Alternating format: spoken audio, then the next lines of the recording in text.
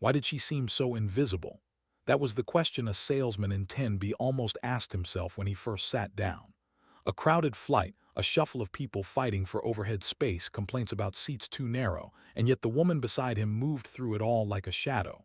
She hadn't spoken, hadn't even made eye contact when she slid into her window seat in row 10. A carry-on bag tucked under the seat belt clicked, head leaned against the glass, eyes closed, silent.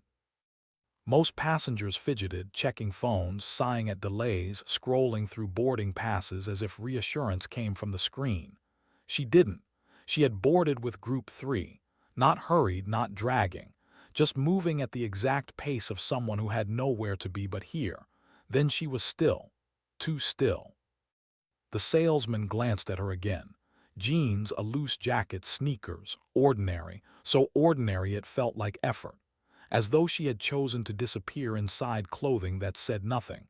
No jewelry, no makeup that he could see, not even restless hands. She sat as if the chaos around her couldn't reach her. It unsettled him for a moment. Then he shook it off, opened his laptop, and began typing numbers into a spreadsheet. The rest of the plane filled with sound.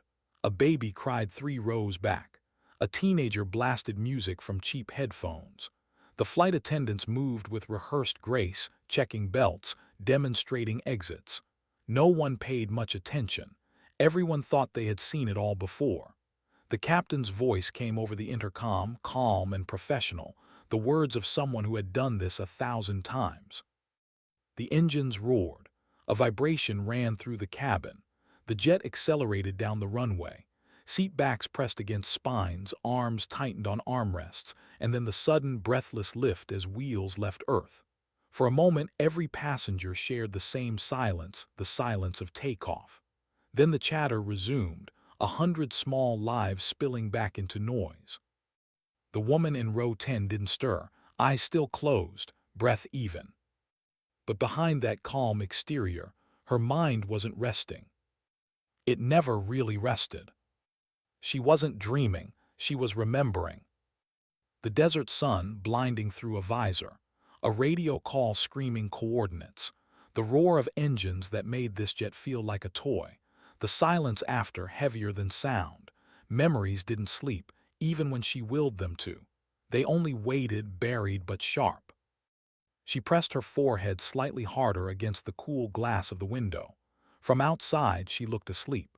From inside, she was calibrating to the vibrations of the aircraft, the rhythm of the engines, the subtle shifts that no civilian passenger noticed. Once, years ago, she had trained herself to read those cues like a language that had saved lives, a language she had sworn she would never need again.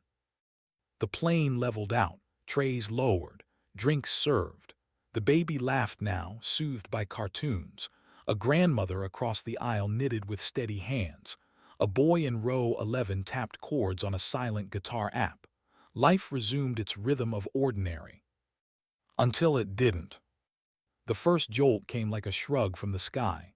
Sudden, violent, cups leapt from trays, phones tumbled, gasps spread down the rows. Passengers gripped armrests as the aircraft shuddered. The salesman in 10B cursed, clutching his laptop. The flight attendants steadied themselves, forcing practiced smiles, telling passengers to stay calm. Then came another jolt, harder, sharper. A backpack burst from an overhead bin and landed in the aisle. A baby wailed. Fear thickened the air. The captain's voice crackled through the speaker system. Calm, too calm. Ladies, and this is your captain speaking. Please remain seated with your seat belts securely fastened. We are experiencing some unexpected turbulence. Everything is under control. But something in his tone betrayed him. The smallest hesitation. The kind only someone trained to hear would notice. Her brow furrowed, eyes still closed, listening. The salesman beside her muttered, "This is ridiculous," fumbling for the call button to ask for water. He thought he was calm. He was. She didn't look at him. She was listening to the engines, to the altitude shifts, to the rhythm beneath the chaos. Something wasn't right. The turbulence eased, then returned, Short, sharp waves rattled the cabin, not random, not weather. Her body recognized the difference. Instinct whispered through her nerves. Then the intercom clicked alive again. This time the captain's voice was clipped, deliberate, heavy. "Ladies, and I need your full attention." The cabin fell silent. Even the children felt it. "We have received an alert from U.S. Air Defense. There are unidentified aircraft in our vicinity. We are making an unscheduled course adjustment. At this time, if there are any trained combat pilots aboard this aircraft, please identify yourself to the cabin crew immediately." Silence, heavy, crushing. The grandmother set her knitting down. The boy with the guitar app froze. The businessman in row 12 closed his laptop with a snap.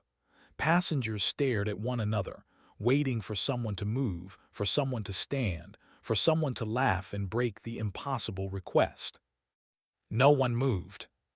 The salesman in 10B swallowed hard, then looked at her, the woman he hadn't noticed for the last hour. She still sat with her eyes closed, still, silent.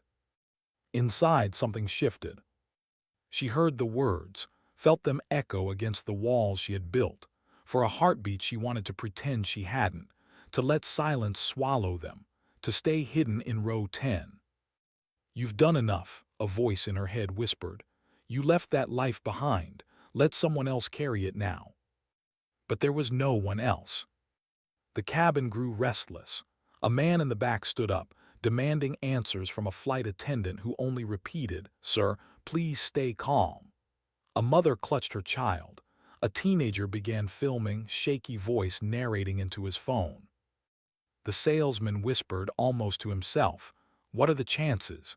There can't be anyone on board." She opened her eyes, slowly.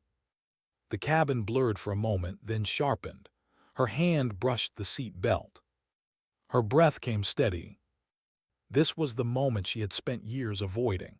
The moment she had walked away from bases, from hangars, from runways lit with fire. She had wanted silence, anonymity, a life without ghosts. But silence had betrayed her. It always did. She exhaled once. Then the soft click of her seat belt releasing filled the air around her, louder than it should have been.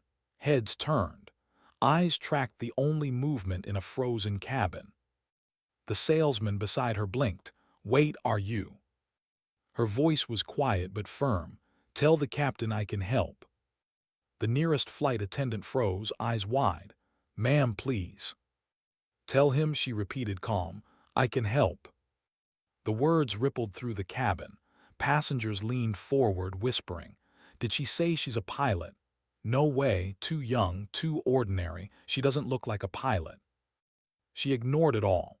Years of training had taught her the value of silence under scrutiny. She didn't need their approval. She only needed to decide if she still had the strength. Her mind flickered, the weight of a flight helmet, the smell of jet fuel, the memory of his voice in her headset, and the silence when it cut off forever. The salesman leaned closer, whispering urgently, "You're serious, you're really?" "Yes." One word, enough to quiet him. The flight attendant returned from the cockpit, pale but determined. She gestured toward the front. "The captain would like to speak with you." The aisle stretched before her. Passengers parted their knees, whispering as she walked past. Hope, doubt, fear. Their eyes pressed on her shoulders like weight, but she carried it. She always had. At the forward galley, the cockpit door cracked open just enough. She slipped inside. The door shut behind her with a decisive click. The cabin erupted into murmurs. "Who is she? Do you think she's real? God help us if she's not." Her seat in row 10 sat empty now, quiet as a ghost. A reminder that sometimes the most unassuming strangers carry the heaviest secrets. Why was the cockpit so quiet? That was the first thing she noticed when the door closed behind her. The passenger cabin had been a storm of whispers and fear, but here, there was only the steady hum of machines and the synchronized breathing of two men who didn't know if they should trust her. The captain turned in his chair. His collar was damp with sweat. His hands gripped the armrests than he meant to. He was a professional, seasoned in his way, but he wasn't built for this. Commercial flights weren't supposed to face threats that belonged to another world. "You're the one who said you could help," he said quietly, searching her face for something. Proof, confidence, anything. Her voice was calm. "I was." The co-pilot shot her a doubtful look. "With respect, ma'am, this isn't." "She's not joking," the captain interrupted, eyes locked on her posture, her stillness. He recognized discipline when he saw it. She stepped closer, resting one hand lightly on the back of his chair, leaning forward to scan the radar. Two green blips glowed too close, edging nearer. She needed only a glance. Those aren't civilian. They're patterns military, aggressive. The co-pilot frowned.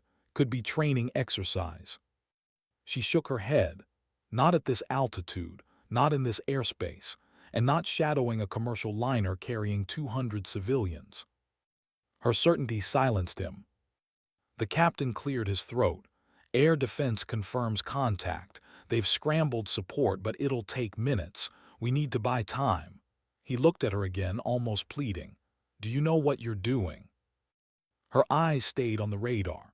Her reflection hovered faintly in the green glow. She saw herself younger, helmeted, strapped into a cockpit, adrenaline surging. She heard the roar of engines and the snap of a commander's voice in her headset. She saw. She swallowed, then said evenly, "Yes." The co-pilot shook his head. "Captain, we can't just—" "I'm not asking for control," she cut in, voice firm but quiet. "You fly your plane, but I can read their movements, anticipate their tactics, coordinate with command. You don't have that training. I do." The captain studied her, measuring the weight behind her words. He saw no bravado, no panic, just conviction tempered by something deeper, loss, maybe, or scars invisible to the eye. He nodded once. "What do you need?" "Communications." He gestured to the panel. Static crackled, clipped voices of air command filtering through. She slid the headset on, fingers brushing switches she hadn't touched in years, yet the movements felt natural, like muscles remembering. She spoke into the mic, her voice low but steady. "This is Red Hawk." Silence. Then a voice came back, tense and incredulous. "Red Hawk, confirm identity." Her throat tightened. She hadn't spoken that name in years. But the codes came anyway, unspooling from memory, burned into her as deep as scars. She rattled them off, one by one, her voice clipped, professional. Another pause, then the voice returned, sharper now. "Copy that, Red Hawk, stand by, reinforcements inbound." The captain exhaled, a breath he hadn't realized he was holding. The co-pilot's jaw slackened. She removed the headset for a moment, her hands steady even as her chest ached with the weight of what she had just resurrected. "We've got maybe 10 minutes, she said quietly, "maybe less." The captain nodded. "Then tell us what to do." She leaned forward again, eyes sharp. "Keep this plane steady. No sudden climbs or dives unless I say so. They'll test us, intimidate us, try to push us into panic. Don't give them that satisfaction." "And if they fire?" the co-pilot asked. Her gaze flicked to him, calm, flat. "Then we pray reinforcements arrive first." His face paled, he looked away. The engines droned steadily, indifferent to the human tension wrapped around them. Outside, the clouds drifted lazy, serene, betraying nothing of the danger closing in. The captain glanced at her again, voice quieter. "Why are you even here, on this flight? You don't strike me as someone who naps in row 10. She hesitated, then shrugged. "Maybe I wanted to be ordinary just for a while." He didn't press. He knew better than to pry into wounds that still bled. But her own thoughts weren't as merciful. She felt the ghosts pressing against her mind, uninvited but unstoppable. She was 19 again, Texas heat beating down on the runway, rows of jets shimmering in sunlight, instructors barking. Pilots aren't born, they're built. You want those wings, earn them. Her hands had trembled the first time she touched the control stick, but her eyes never wavered. She remembered the ache of drills, the bruises from training, the exhaustion that hollowed her out and filled her again with iron. She remembered Slav, cocky, relentless, the rookie who became her wingman. And she remembered the night sky lit with tracers, the first time she realized that training was never enough to prepare you for the cost of command. She forced herself back to the present. The radar blinked steadily, 2 hostile blips circling closer. The captain's voice broke the silence. "Can I trust you?" Her answer came without hesitation. "You don't have a choice, but yes." The cockpit grew still. The co-pilot adjusted switches with shaky hands. The captain's grip tightened on the yoke. She leaned forward steady, her pulse sinking with the old rhythm of combat. She wasn't the passenger in row 10 anymore. She was Red Hawk again, whether she wanted to be or not. The radar pulsed, the blips edged nearer. "They're testing distance," she said softly, "seeing how close they can push before you flinch." The captain glanced at her. "And if we do?" "Then they escalate." A shadow flickered across the clouds outside the window. A flash of metal, sunlight glinting off wings. The co-pilot stiffened, visual contact. She rose slightly, peering through the glass. Her chest tightened. The silhouette was unmistakable, sleek, angular, predatory. "A fighter." Her voice dropped into command without effort. "Maintain course. Do not climb, do not dive. If you break formation, you give them dominance." The captain obeyed, his knuckles white. The radio crackled. "Red Hawk, this is command. Reinforcements airborne. ETA 7 minutes. 7 minutes, a lifetime in combat." She whispered under her breath, steady as a vow, "We hold." The fighter slid alongside the passenger jet. Predator and prey, wingtip to wingtip, suspended in endless sky.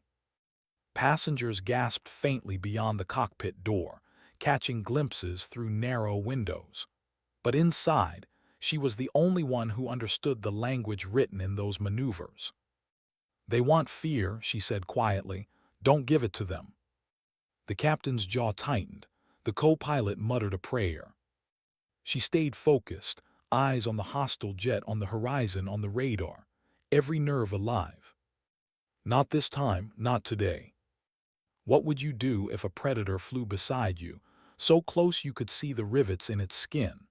That was the question unspoken in the cockpit, vibrating in every breath as the hostile fighter shadowed their wing. The captain's jaw clenched, hands rigid on the yoke. The co-pilot's fingers hovered over switches, restless. And she, the woman once invisible in row 10, leaned forward, her voice calm, steady, unyielding.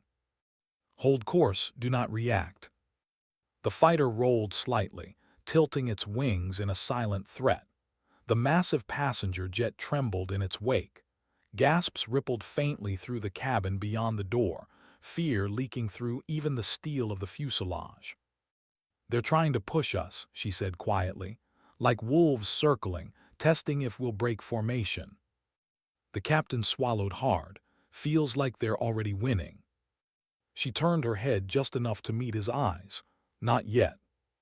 The co-pilot muttered, 7 minutes is a long time." Her gaze flicked back to the radar.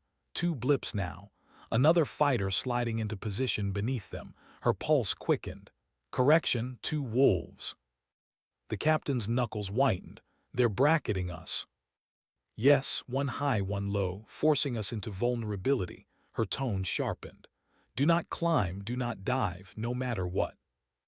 The co-pilot's voice cracked. "And if they fire?" Her reply was steel. "Then we survive long enough for backup to arrive." The truth hung heavy. There was no bravado in her voice, only realism. Survival wasn't guaranteed. The cockpit was suffocating. Every light blinked louder, every hum of the engine seemed heavier, every second stretched like wire pulled taut. Then the upper fighter sliced across their nose, sudden and violent. The jet jolted in its turbulence, sending trays and cups scattering in the cabin. Passengers screamed. Someone prayed loudly. The captain cursed, his hand twitching on the yoke. Her hand shot out, gripping his wrist firmly. Hold. His eyes widened at her grip, steady, strong, commanding without force. She didn't flinch, and somehow that steadied him. "That's what they want," she said, her gaze locked on his. "Don't give it to them." For a long moment he stared at her, chest heaving. Then he loosened his grip. She released his wrist, slow and deliberate. The co-pilot wiped sweat from his forehead. "How are you so calm?" "I'm not." Her voice was soft, almost a whisper. "I just know panic won't help." Her mind betrayed her in that instant. His face flashed. His laugh.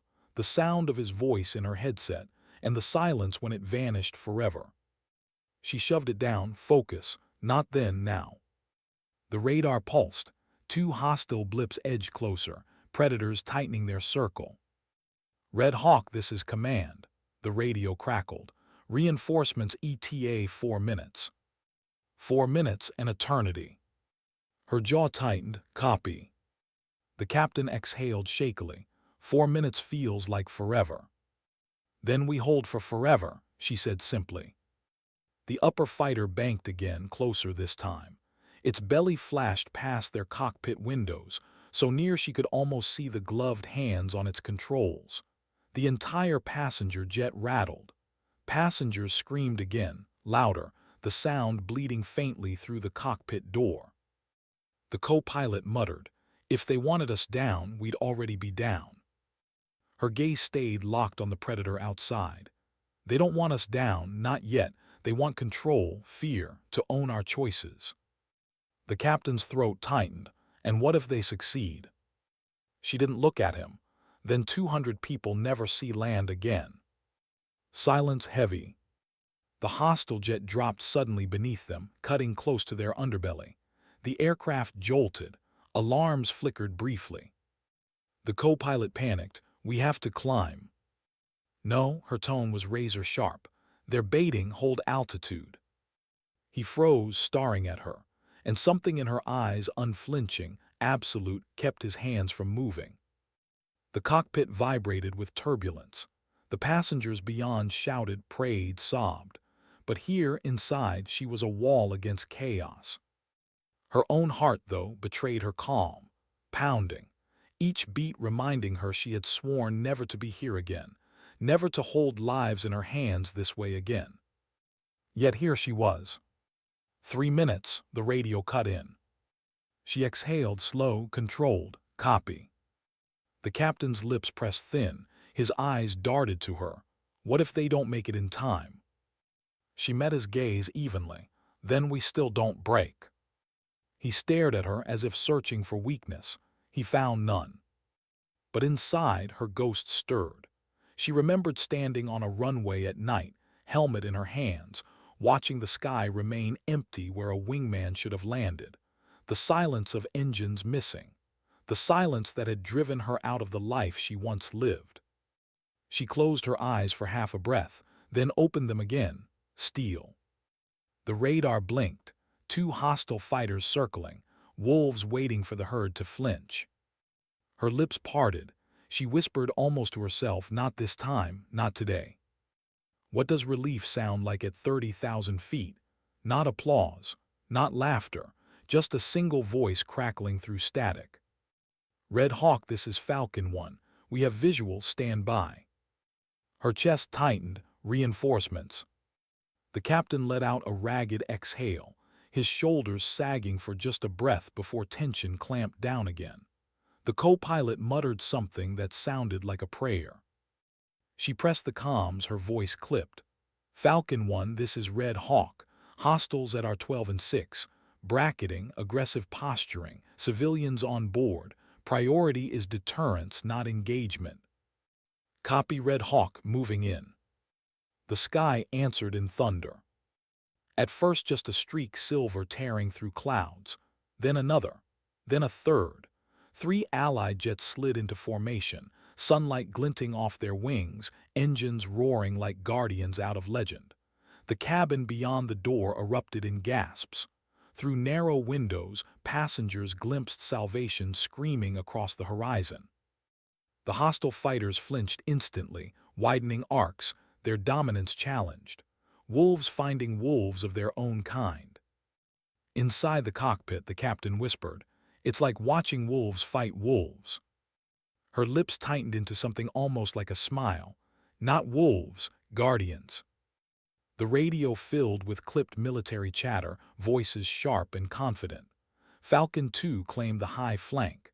Falcon 3 dove low, shielding their underbelly. Falcon 1 locked steady, daring the hostiles to test him. She felt it like a song she hadn't heard in years. The cadence of combat, the rhythm of trust. It surged in her chest, familiar and dangerous, stirring a part of her she had buried. The hostiles didn't flee immediately. One darted across the passenger jet's nose, reckless, defiant. Another circled dangerously beneath, turbulence rattling trays and seats in the cabin. Screams echoed faintly. She gripped the comms. Falcon 1 hostiles escalating, watch their 6, they're baiting. Copy Red Hawk, we see them. Her pulse quickened. She could anticipate the maneuvers before they came, the roll, the dive, the fake-out feints. Her body reacted as if she were in the cockpit again, muscles tightening, eyes flicking. For a terrifying second she wanted to be out there, to feel the stick in her hand, the afterburners igniting beneath her. Then's face cut through the thought, his grin, his laugh, the empty runway slot where he should have landed. Her breath caught, she shoved the ghost back down, focus. The fight outside shifted fast. Falcon 3 slid low, blocking the hostiles' dive. Falcon 2 arced high, cutting off an angle. Engines roared, wings flashing. Predators and guardians carving the sky. The captain beside her watched wide-eyed. "You're running this fight." Her reply was quiet. "No, I'm keeping them alive until it's over." The hostile above banked sharply, slicing across their wingtip, shaking the entire jet. The cabin screamed. The co-pilot jolted, hand darting toward the controls. Her hand snapped down, firm on his wrist. "Hold." He froze, staring at her. Her eyes burned steady, commanding not with volume but certainty. He obeyed. The radio crackled. Red Hawk hostiles pressing, one's breaking wide, the others holding tight. Copy, the linger's desperate, don't chase, shield the civilian. Roger that. Falcon 3 streaked past their windows, so close she glimpsed the pilot's helmet turn, a brief tilt as if to reassure them. The captain let out a broken laugh. "God, they're here." But the fight wasn't finished. One hostile peeled away, fleeing into horizon. The second stayed, circling stubbornly, predator unwilling to yield. "Falcon 1, watch him," she warned. "He'll make one last pass." The voice came steady. "Copy Red Hawk, we're on him." The jet dove suddenly, turbulence slamming the passenger plane. Screams tore from the cabin. The captain cursed, hands jerking. She barked sharper now. "Hold." His grip stilled under hers. Their eyes locked. And in that unspoken exchange he understood, trust wasn't optional anymore. Falcon 3 roared between them and the predator, a wall of steel and thunder, forcing the hostile off. The sky cracked with engines, with willpower. Then silence. The hostiles broke, both streaking away into distance, shrinking to specks swallowed by blue. The radio confirmed what her heart already knew. "Red Hawk, this is Falcon 1. Hostiles disengaged. Airspace clear, you're safe now." "Safe?" The captain slumped back, trembling with release. The co-pilot laughed shakily, half disbelieving. But she didn't move. Her eyes stayed locked on the horizon, chest tight. Safe wasn't a word she believed in, not anymore. The radio voice softened. "Command confirms civilian transport secure. Will escort you to safe airspace. Good work, Red Hawk." "Good work." Her hands trembled faintly as she set the headset down. She curled them into fists, forcing the tremor still. The captain turned to her, gratitude flooding his eyes. "You saved us, all of us." She shook her head. "The Falcons did." But the truth burned in her chest.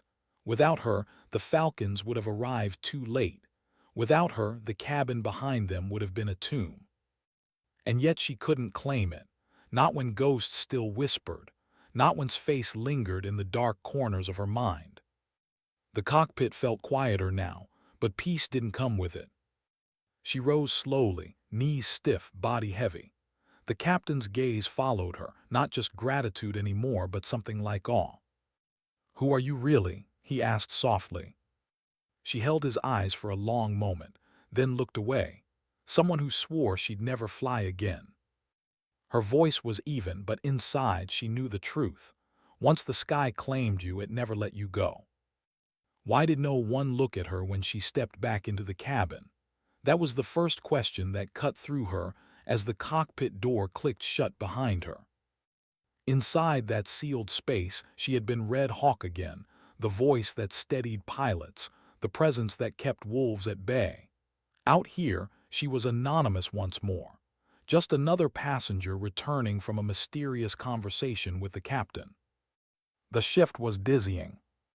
Some passengers glanced at her as she walked down the aisle. Their eyes lingered only for a second, curiosity flickering, nothing more. A woman whispered to her husband.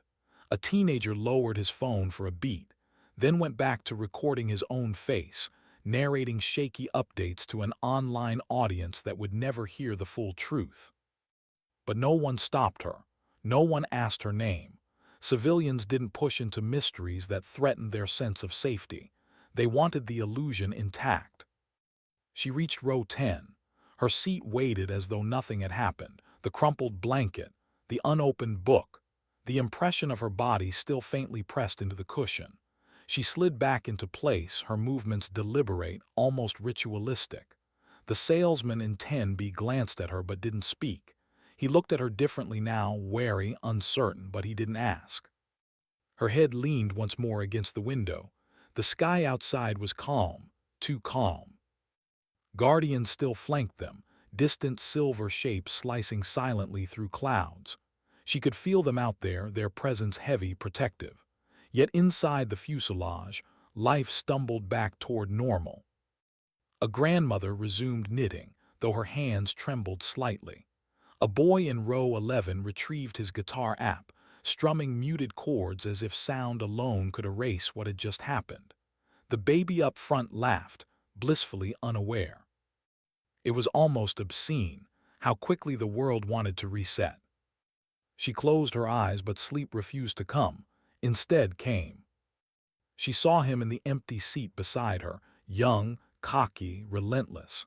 She could almost hear his laughter, the way he teased her about being too serious, about overthinking maneuvers. She could almost hear his voice calling through the headset on that final night. Then the silence. Her palms pressed together in her lap, fingers trembled faintly. She had saved lives today. Yes, but ghosts didn't care. Ghosts never cared about victories. They whispered only of the ones lost. Her chest tightened. Perhaps that was why she had walked away years ago, to escape the endless ledger of names, the balance sheet where survival was measured not by who lived but by who hadn't. And yet here she was, dragged back into the sky by a call she couldn't ignore. She tried to breathe, steady, controlled, but the ghosts pressed harder now, filling every pause with memory. She saw herself 19 again, sweat-soaked on the Texas runway, eyes burning with determination as instructors barked. She saw herself 22, trembling before her first combat mission, disguising fear with precision. She saw herself older, medals hidden in a box, each ribbon heavier than the last. And she saw his face most of all, his empty slot on the runway, his silence in her headset. The engines droned on, steady, indifferent. The intercom cracked. The captain's voice, restored now to calm professionalism, addressed the cabin. "Ladies, and we will be making our descent shortly. We are escorted by military aircraft as a precaution. Please remain calm. We are safe and will be on the ground soon." Murmurs rippled through the rows, nervous laughter, relieved sighs. Passengers clutched armrests looser now, already imagining land beneath them. The word hung in her chest like a weight. "Safe." She turned her head slightly, eyes opening to the horizon outside. Clouds parted, revealing the faint shadow of Earth below. Her reflection stared back in the glass, a woman older than she remembered herself, in ways no one could see, carrying a fire she had sworn to bury. The passengers behind her would clap when the wheels touched runway. They would thank the captain. They would resume their lives with stories told half in jest, half in disbelief.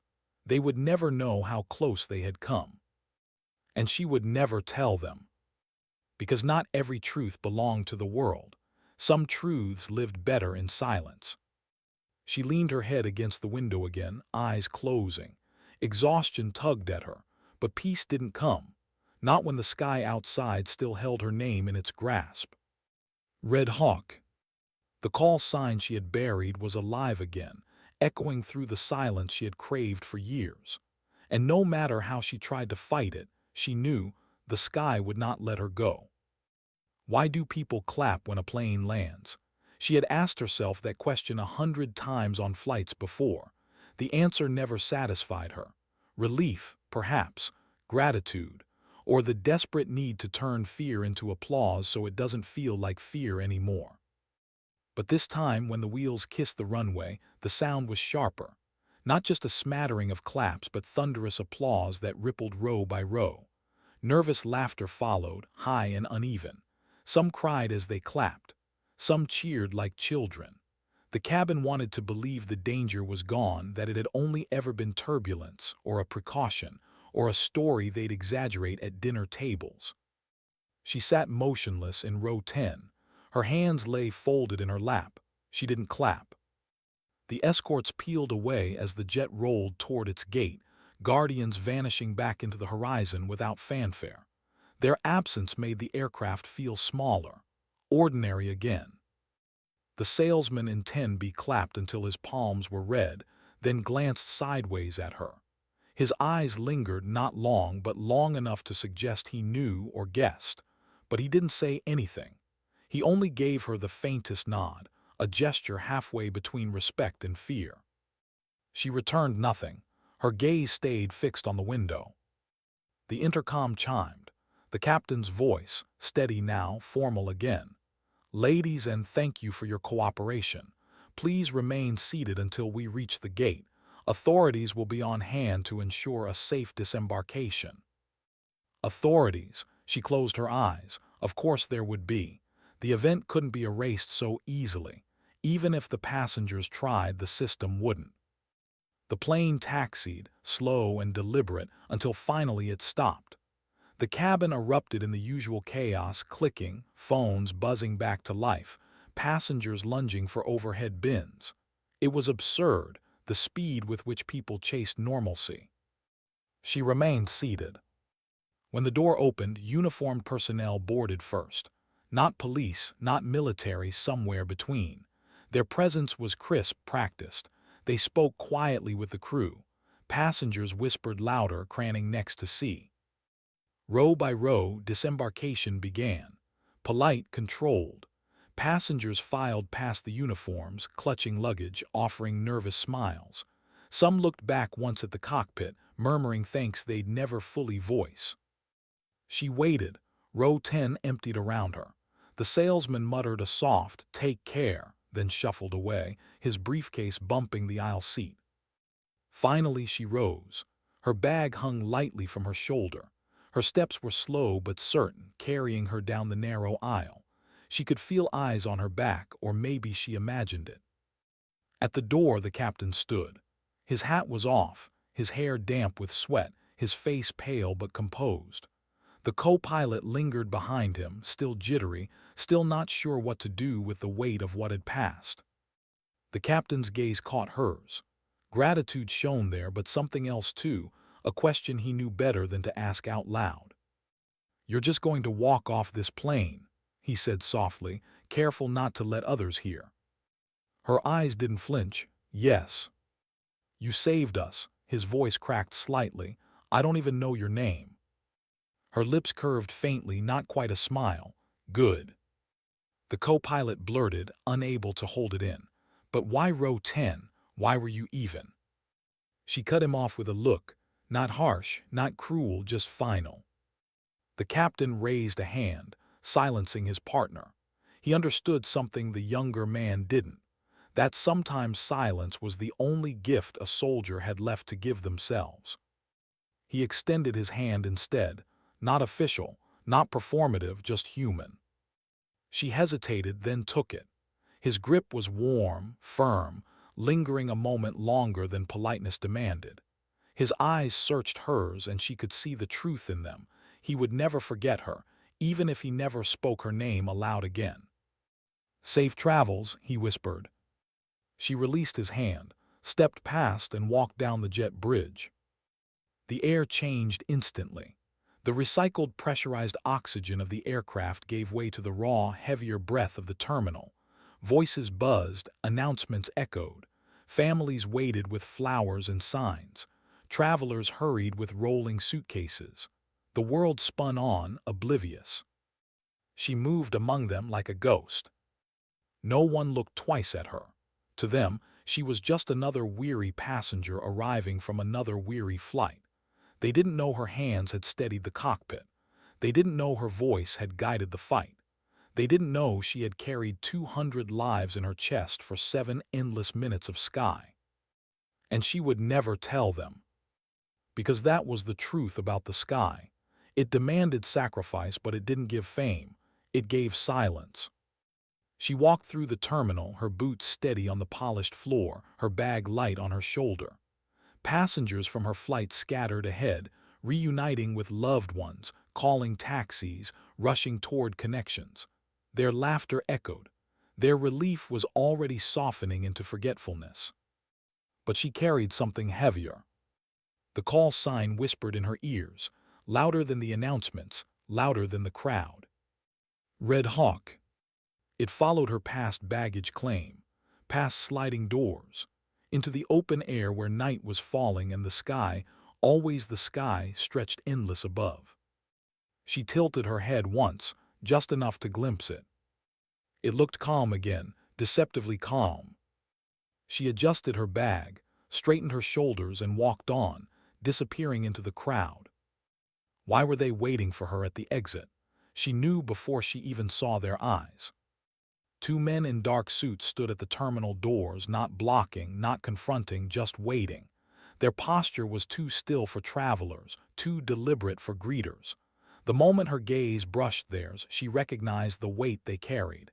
Not police, not commercial security, military in disguise too thin for her to miss. She almost laughed under her breath. Of course, the sky didn't let go so easily.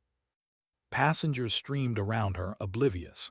Families embraced, children tugged at luggage, announcements droned.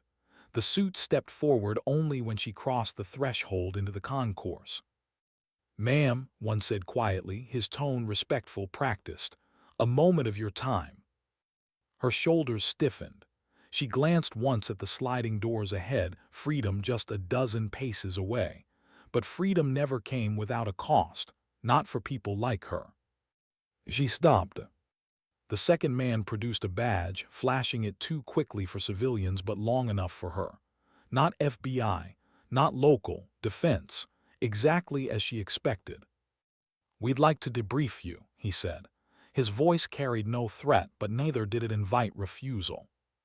Her jaw tightened. "I was a passenger." The first man tilted his head, not quite smiling. "Passengers don't use call signs." The words struck harder than she let show. A few glanced their way, sensing tension, but none lingered. Civilians were good at ignoring storms that weren't theirs. She exhaled slowly. "You have your escort pilots, they saw everything, you don't need me." "On the contrary," the second replied. "They heard everything, and so did Command, Red Hawk." The name cut like a blade, not spoken through static this time, not filtered by radio, said plainly here in the middle of a crowded terminal. Her stomach knotted, his ghost stirred, the silence of his absence roared in her ears. She steadied her voice. "I'm not Red Hawk anymore." The first man studied her, eyes narrowing slightly. "Funny, you sounded very much like her up there." Silence stretched between them. The terminal noise dulled around her, fading into a blur. She could feel the weight of choice pressing against her ribs. Step forward, answer questions, let the system reclaim her. Or walk past, leave them standing with nothing but a ghost they couldn't hold. Her lips pressed thin. I don't answer to that name. The second man's tone softened, almost sympathetic. We're not here to punish you. You saved lives today. 200 civilians owe you their return. That doesn't vanish. Her throat tightened. She wanted to scream that yes, it did vanish. That survival was invisible, thankless, swallowed by the world the moment the wheels hit runway. That she hadn't saved anyone, she had only delayed the ghosts. But she said nothing. The first man stepped closer, his voice lower, gentler now. You left once, we respected that, but the world doesn't stay quiet forever, and neither do people like you. Her pulse hammered. He was right. The sky had called once more and she had answered. Not because she wanted to, but because she couldn't do otherwise. That was the curse. She turned her head, scanning the crowd. Ordinary lives bustled past. Laughter, arguments, the smell of coffee from a nearby kiosk, all of it tugged at her like gravity. She wanted to dissolve into it, to vanish into anonymity. She looked back at the men. I'm not coming back. The second man's eyes softened, but his words pressed. You already did. The silence that followed was unbearable. She felt the old fire in her chest, the ache of purpose she had sworn to bury. It would have been easier if they'd ordered her, threatened her, tried to drag her back. But they didn't. They only reminded her of who she was. And that was worse. Her hand tightened on the strap of her bag. Tell command, she faltered, then steadied herself. Tell them Red Hawk is gone. Let her stay gone. The first man studied her for a long moment. Then he nodded just once. Not agreement, acknowledgement. A soldier recognizing another soldier's choice, even if he doubted its permanence. They stepped aside. She walked past them, through the sliding doors into the night air. The sky stretched above, painted in deep indigo, stars veiled by city glow. She paused, tilting her head back just enough to feel its weight pressing down. For a moment she imagined beside her, grinning, shaking his head at her stubbornness. She almost heard him say, You can't outrun the sky forever. Her chest ached. She lowered her head, forced her feet to move, one step and then another into the anonymity of the city. The crowd swallowed her quickly. To them she was no one, just a woman in a jacket carrying a bag, walking with tired eyes. But the call sign followed her still, whispering in the silence between footsteps. Red Hawk. And no matter how fast she walked, she knew it wasn't done with her. How do you walk away from a sky that refuses to release you? That question pressed harder with every step she took into the night. The city wrapped around her quickly, neon lights, engines humming, voices echoing off glass walls. Yet above it all, the sky stretched wide, patient, eternal. She kept her head low, but she could feel it watching her, the way a memory never truly fades. The officials hadn't followed her. That was the strangest part. They'd stepped aside, given her the freedom she thought she wanted, but freedom didn't feel like it used to. Freedom felt heavy now. Her boots echoed on the pavement as she crossed the street. Cabs rushed by, horns blaring, strangers brushing past without recognition. She could have been anyone. A traveler, a teacher, a tired woman heading home. That anonymity should have comforted her. It didn't. She ducked into a side street, quieter, away from the crowd. A glowed faintly at the corner, its windows fogged, the last of its customers sipping slowly, prolonging the night. She pushed the door open, the bell above tinkling. The warmth hit her first, the smell of coffee and burnt sugar second. The barista looked up, young, distracted, half asleep. We're closing in 20. She nodded, coffee black. He poured without question. She paid in cash. He gave her change without looking twice at her face, just another stranger passing through. She took the corner booth, sat with her back to the wall the way old habits demanded. The coffee steamed between her hands, bitter and grounding. For the first time since row 10, she let her shoulders sink. But rest never came. Because was there again. Not in flesh, not in voice, but in presence. He sat across from her in the empty booth, as young as the day he died. Cocky grin, helmet under his arm, that relentless spark in his eyes. "You always did sit with your back to the wall," she imagined him saying, teasing, amused. "As if anyone's coming for you in a coffee shop." She swallowed, staring at the steam curling upward. Old habits. Leaned back, or the memory of him did.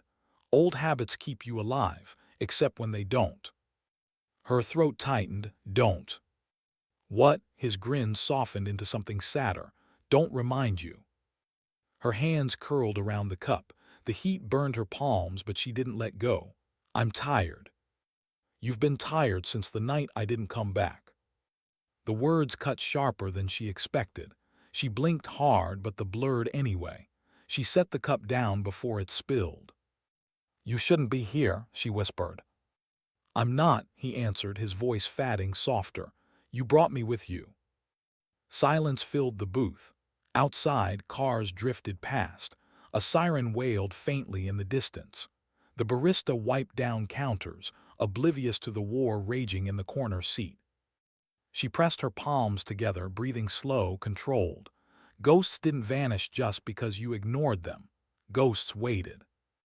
And tonight, hers demanded to be heard. Her mind replayed the cockpit, the captain's trembling hands, the co-pilot's panic, the radar blips edging closer. She replayed her own voice, calm and steady, as if she hadn't been breaking inside.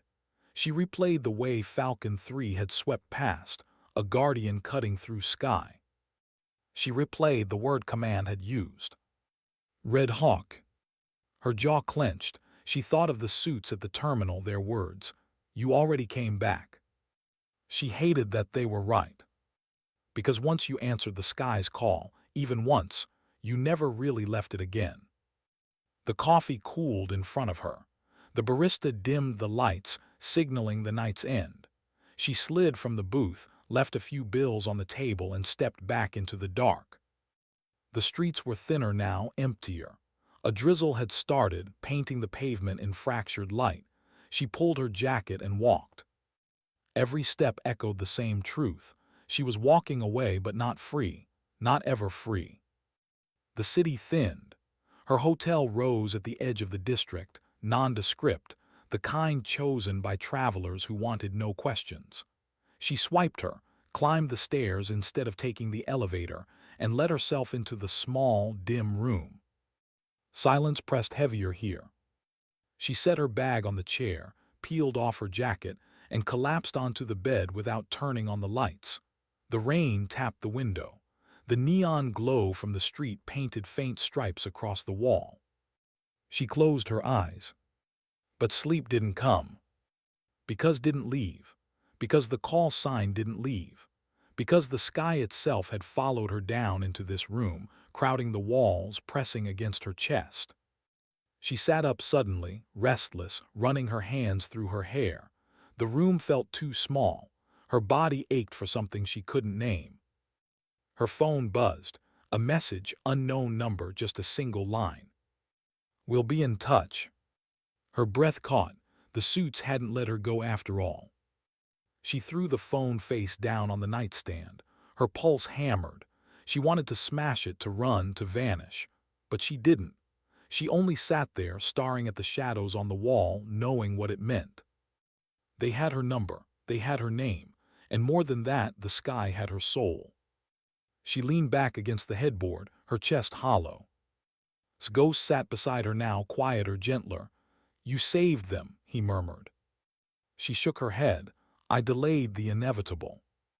"No," the memory of him whispered. "You reminded them what it means when someone refuses to break." Her eyes burned. Tears threatened, but she blinked them back. She had never been good at crying, not in front of anyone, not even ghosts. The rain thickened, tapping harder against the glass. She curled onto her side, pulled the thin blanket over her, and let the sound drown the silence. Sleep came eventually, uneasy, fractured, filled with sky. And when she woke at dawn, the world outside her window looked the same as it always had: ordinary streets, commuters rushing, life pretending nothing had shifted. But she knew. Inside her chest, the shift was permanent.